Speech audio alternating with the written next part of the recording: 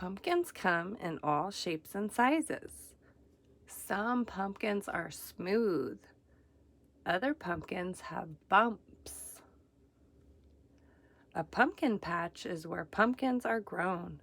The bigger the seed, the bigger the pumpkin will grow. The root grows from the seed. 2 leaves appear where each pumpkin seed was planted. Vine leaves grow. Gold-colored flowers grow.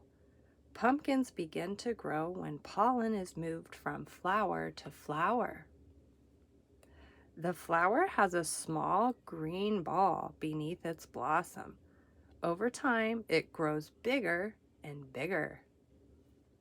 The pumpkins in the patch begin to turn orange. In the fall, it is harvest time. Pumpkins appear at roadside stands and stores.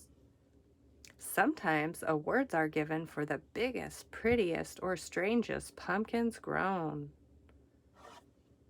People decorate pumpkins with paint, glitter, and other decorations. On Halloween night, they are a glowing sight to behold.